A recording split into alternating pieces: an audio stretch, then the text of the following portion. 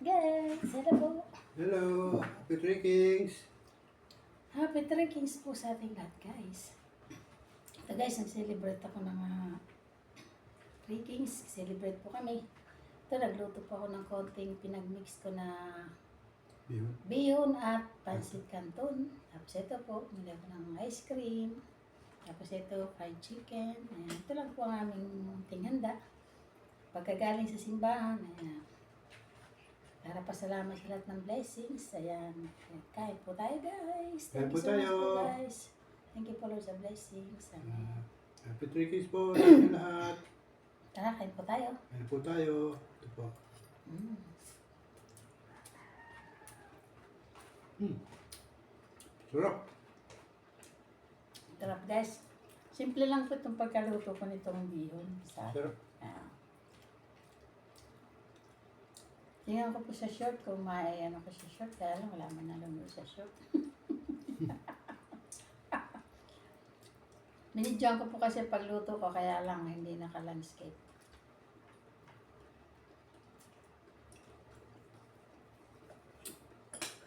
Ayaw, pwede sa short.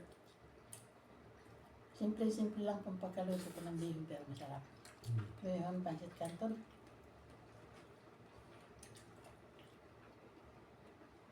Simple lang handa pero masarap. Okay na po. Sarap. Malasa po yung bihon. Mm.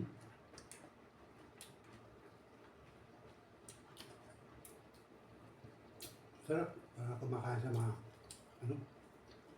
sikat na mga restaurant. Ang luto na lang kasi magtipid.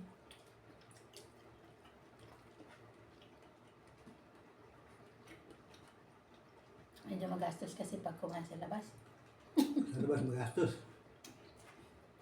Dito kasi doon, binabayaran pa yung pwesto. Ito masarap.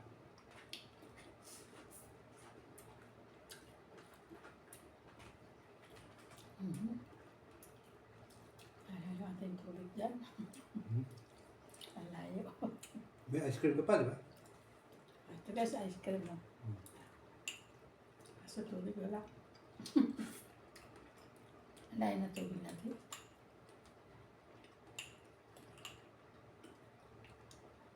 Sabay na rin ice cream. Pwede pagsabay. Sabay natin ang ice cream. Tama-tama sarap. Sarap na ice cream na to.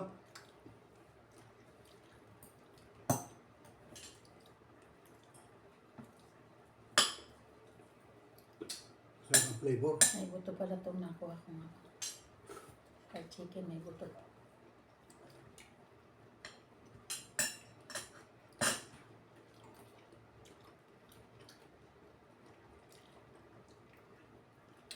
May buto, kamay ko na lang.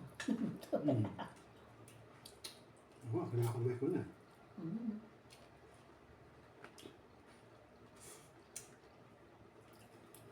Kasi pag ginamitan ko ng tinidor, baka tumatabal pa. Dumidribble pa.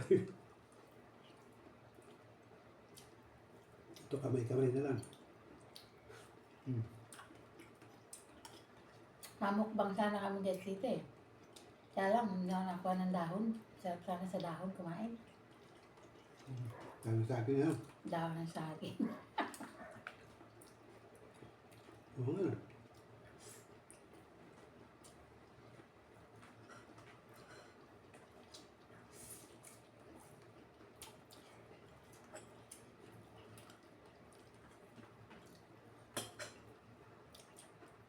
Hindi naman kailangan maraming handa, di ba guys? Importante may tayong makain.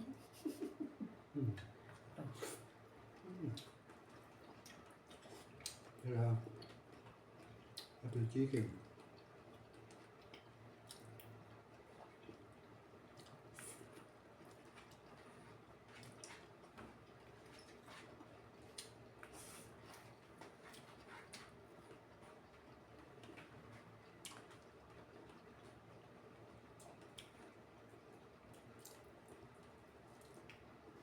Sarap ng chicken. Sarap. Guys, oh, laki ng chicken, no? Diba guys, oh? Sarap.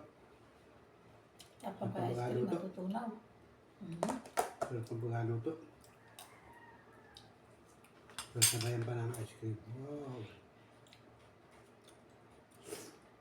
Pag natunaw, lagay ko sa freezer.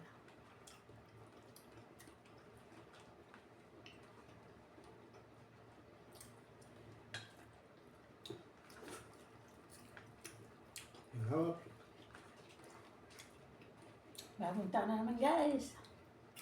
2025. Naway maging masagana ang buhay natin lahat. Maging masaya tayo. Wala tayong mga sakit, di tayo magkasakit. Yan, masayang buhay. Saganang buhay, masayang pamilya. Diba? Maayos na hanap buhay. Siyempre, maging mabuting tao rin tayo. Siyempre. Pero maging tata.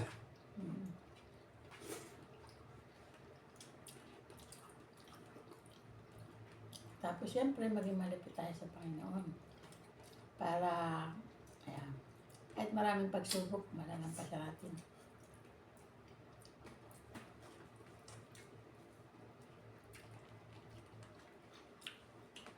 Kasi minsan, pag marami na tayong pera, minsan nakakalimutan natin ng Diyos. Kaya binabawi lahat. Nung kasing ano pa kami, maayos ang buhay namin. Halos nakakalimutan namin ng Diyos, di naman kami nagsisimba. Puro trabaho na lang, puro pera. Kaya yung binawian. Niluya kami. Namin na walang pera.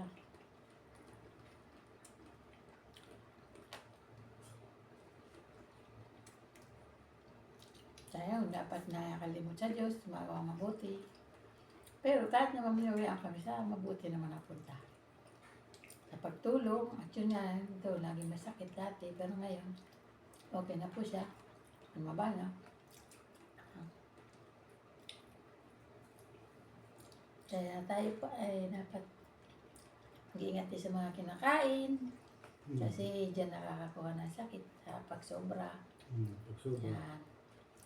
Kasi ito po dati, hindi kumakain ng gulay, puro karne, yan. Mahilig sa soft drinks, ayan. Hindi ko raw po sinisira na. Ano lang, pwedeng kainin o inumin, pero pag sobra-sobra. Kasi ito, halos hindi ako mainom ng tubig dati. Hindi inumin ng tubig, kaya yun. Sobrang hilig sa kape. Kasakit, puro kape. Tubig niya, ang pinakatubig niya, kape sa soft drinks. Hindi nag-iinom ng tubig. Kaya marami naging sakit. Tapos malakas pa mga sigarilyo. Ayaw kumain ng gulay. Tapos yung smoker pa. Smoker. Umiinom lang ng beer dati.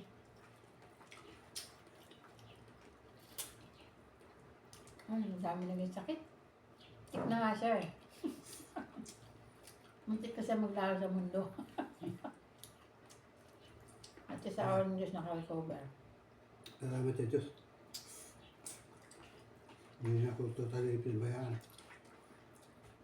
Marami kami nagasto sa ospital niya. Ang mga sakit. Ang galing, may maintenance pa siya tuloy-tuloy. Pero sa awan ng Diyos nabibili ko na yung gamot na. Kasi meron na kami pang araw-araw ngayon na income. May daily income na kami.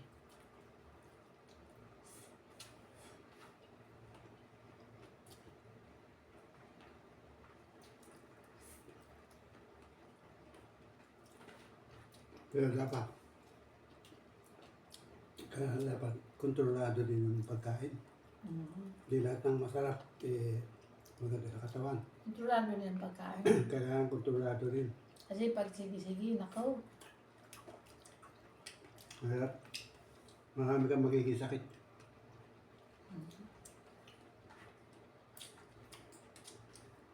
Kami nung puro mga Kailangan kontrolado tayo pagkain.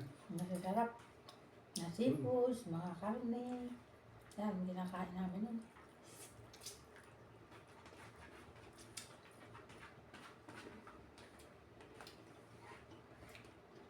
Buti ako sa awa ng Diyos, hindi ako nagkasakit.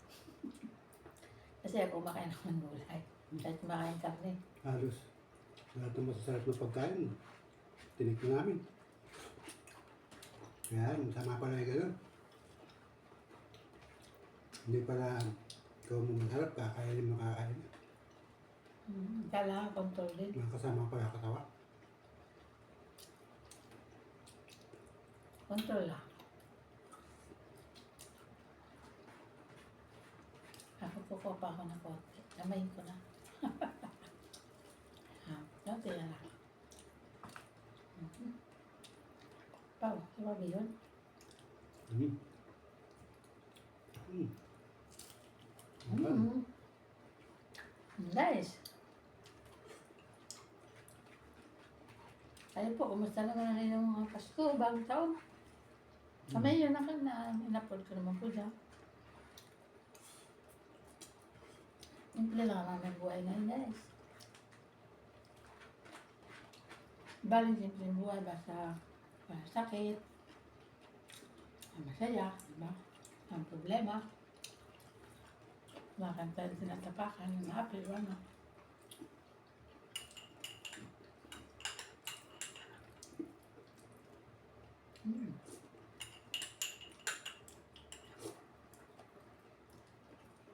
Sarap ng ice cream to.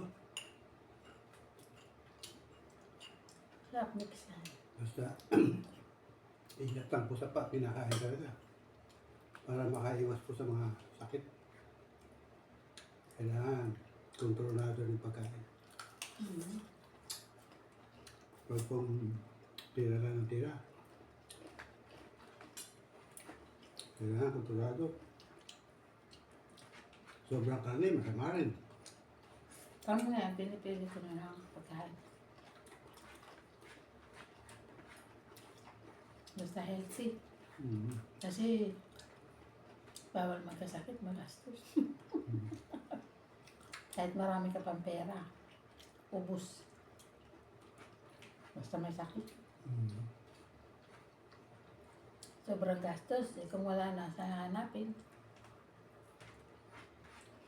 Mas na mga lang kainin. Kahit nawalon, kawayan po ninyo kami. Hindi magkasakit.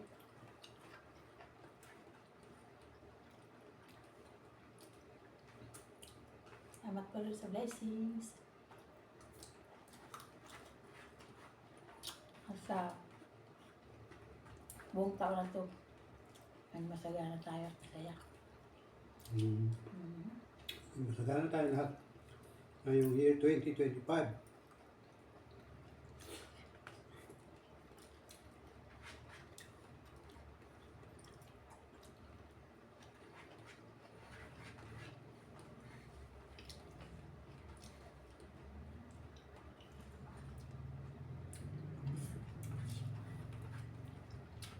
Ingat na mga kinakain.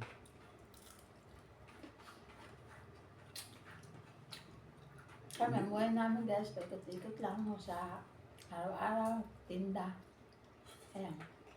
Yung buhay namin, hindi kami nakakapamasyal kasi parang time, pag linggo lang, ayan, nagsisimba, naglalaba. Bira lang makapamasyal. Minsan nakamasyal kami linggo na umaga, pero wala nang mapasya ng malayo. Ang malapit lang.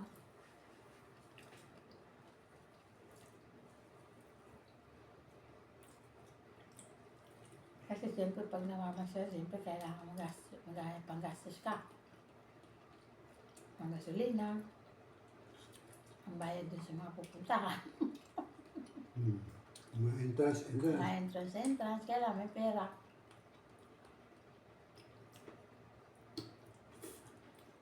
Kaya dito lang sa bahay. Ang libre. Ba, hindi ka na magbabayad ng entrance. Pero siyempre, masaya din pag nasa labas. Masyal. Yun nga lang, kailangan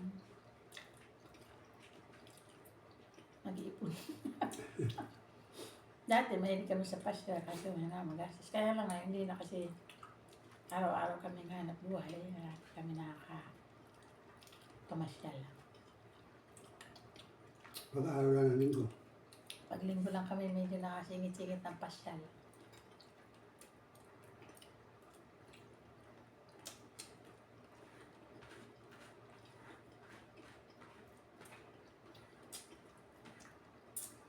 Haba na. Mhm. Guys, thank you so much po sa mga subscribers, sa mga subscribe staff. At pakiclick na rin po ng notification bell para updated pa kayo sa mga videos ko. Salamat po sa mga sumusuporta, mga nanonood ng videos ko. Hindi po kayo magsawa. Salamat po sa inyong lahat. Kung wala pa kayo, wala naman po ako mararating. At naway may marating na talaga. 2025 na, ganun pa rin. Okay lang. Masaya naman ako nag-upload dyan. Kahit may manonood man o wala na po. Wala po ako magagawa kung ayaw sa akin ng iba. Pero masaya naman po ako sa ginagawa ko. Kahit konti ang views, okay lang po. Basta ako mag-upload. Magpo-post ako. Ayan. Baka may mahaligaw na manood. Salamat po ng marami sa inyo.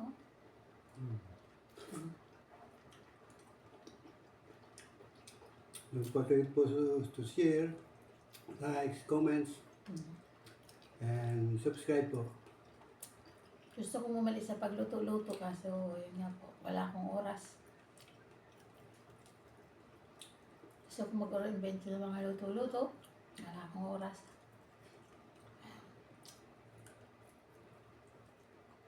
Pero pag may mga kasingit-singit,